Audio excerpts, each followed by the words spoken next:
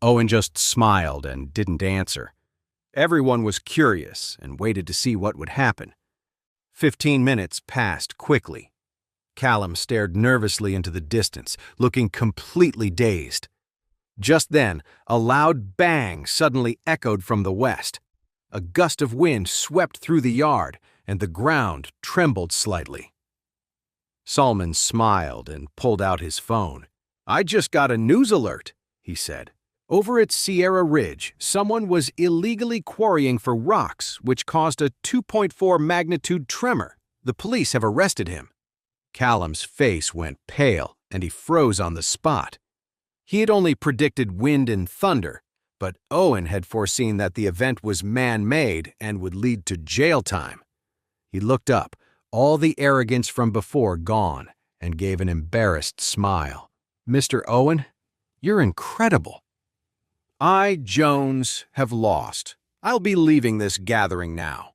With that, he bent down to pick up his runic tablet, turned, and started to leave.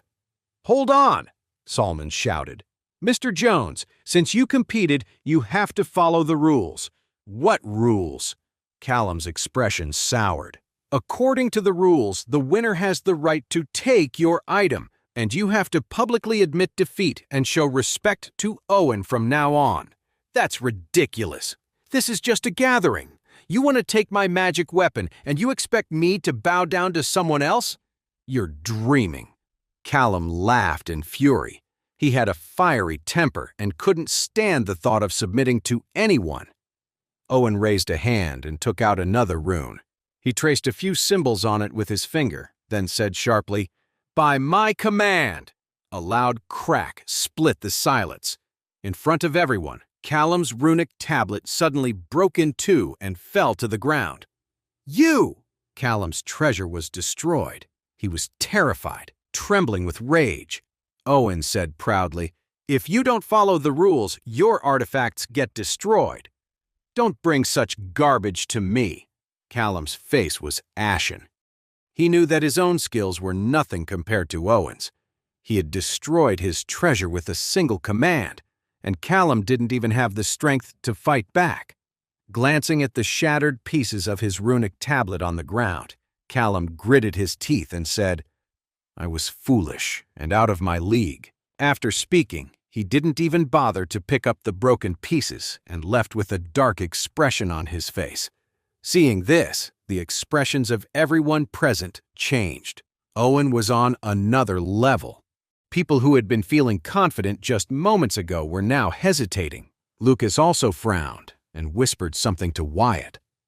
Immediately afterward, Lucas stood up, waved his hand dismissively, and said, "What's the point of such a boring gathering? Goodbye, everyone." After that, he and Wyatt turned to walk out. Suddenly, 4 burly men in black suits stepped out from the sides, blocking their way. Lucas said angrily, "What are you doing?" "Mr. Gilmore, why the rush to leave now that you're here?" Owen stepped forward and smiled faintly. "My gathering isn't a place you can just come and go as you please. If you want to leave now, wouldn't that be a violation of the rules?" Lucas snorted coldly.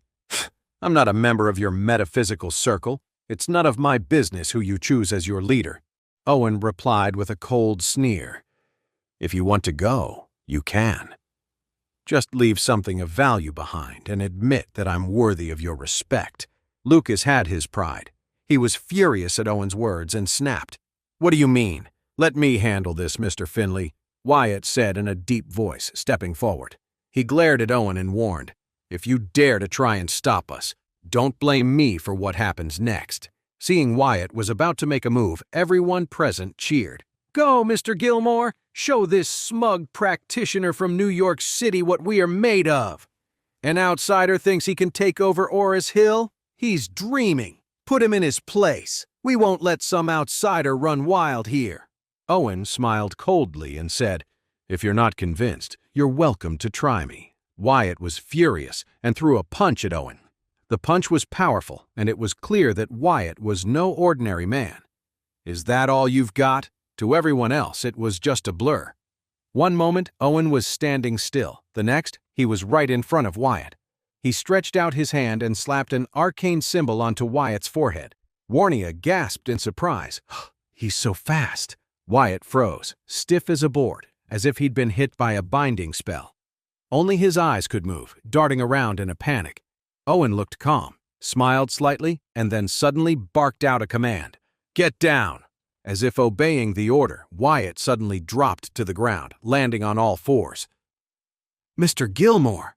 Lucas gasped, shouting his name. The surrounding crowd looked at each other, completely stunned. With just one move, Wyatt was defeated without even a chance to resist. Just how powerful was this man? Wyatt lay on the ground, furious, but his body wouldn't obey him at all. His mouth moved on its own, angrily spitting out, "You monster! What kind of sorcery is this? With your pathetic little tricks, you still have the nerve to challenge me?" Owen sneered, then suddenly barked. "Now, show me how a dog barks." Wyatt was horrified and desperately tried to shut his mouth, but it wouldn't close. He couldn't even control his own vocal cords as a dry bark escaped his lips. Lucas was so shocked he stumbled back.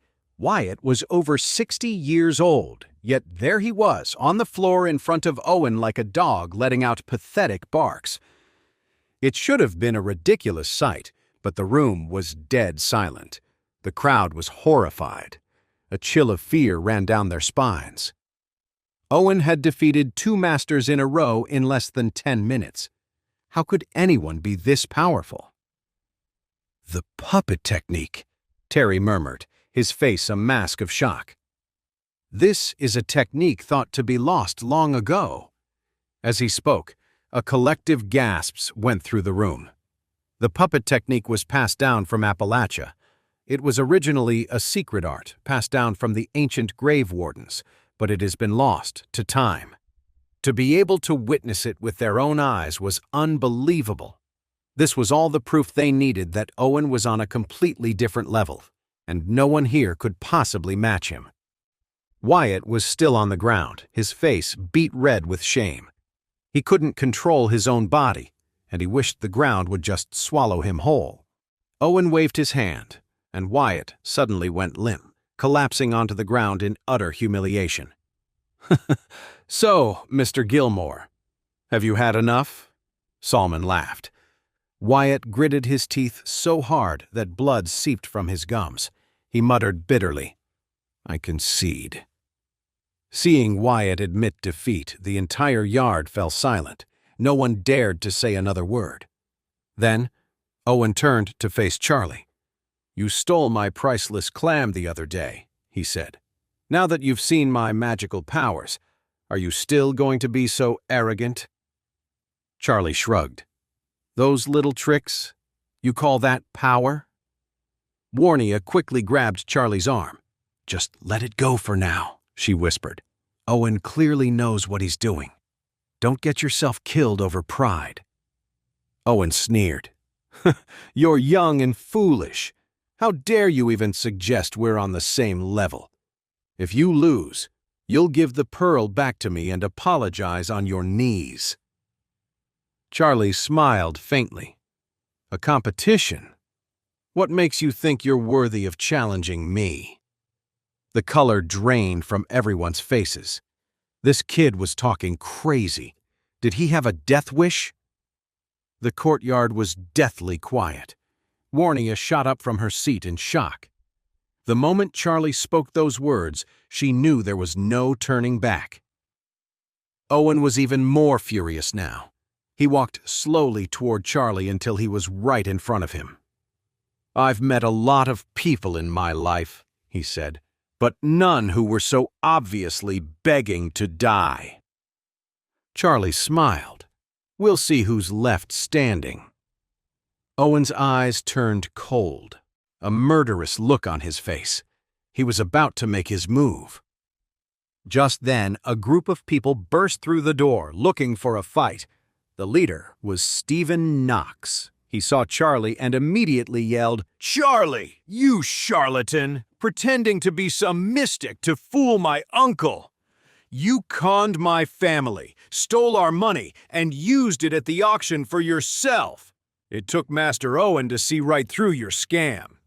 You better hand over everything you stole, or the Knox family will make you pay." Just as he finished shouting, Christian and Skylar walked in through the door. They heard Stephen's outburst, but were too late to stop him, and an awkward silence fell over them. Charlie gave him a casual glance, but didn't say a word. Still, that look sent a chill down Christian's spine, filling him with dread. He yelled at Stephen, and then turned to Charlie with a forced smile. "Mr. Wade, here's what happened." Christian didn't dare hide anything and explained the whole situation. When Charlie finished listening, he just frowned slightly and said coldly, "It was over $100 million. If you're having second thoughts, I can refund the money to you any time." "Oh, Mr. Wade, please don't say that. How could I dare ask for a refund? The truth is, I came here today because I've admired Master Wade's reputation for a long time and wanted to see your skills for myself." Christian couldn't tell if Charlie was the real deal or a total fraud, but he was a smart man and wasn't about to burn any bridges just yet. Even though he was flattering him, he was still hesitant. He figured he couldn't gauge Charlie's abilities on his own, so he might as well let Owen test him. If Charlie showed his true colors in front of Owen, then Christian would have no problem getting his money back, and then some. So he turned to Charlie and the others with a polite but dismissive smile. "Well, I won't disturb Master Wade any longer. We can talk about this later. You all seem busy with important matters, so I'll stay out of your way." Stephen looked like he was about to say something angry, but Christian shot him a fierce glare, and he immediately shut his mouth. When Owen saw this, he smiled at Christian and said, "You've come at the right time. I know the Knox family has been having some trouble lately, and Charlie here seems to be involved. I'll test him today, and, while I'm at it, solve your family's problems for you. Charlie, if you dare to compete with me, not only will you die today, but after you're gone, I'll make sure to destroy everything you care about." Charlie frowned and said with a sneer, "If you're so eager to die, then I'll be happy to grant your wish."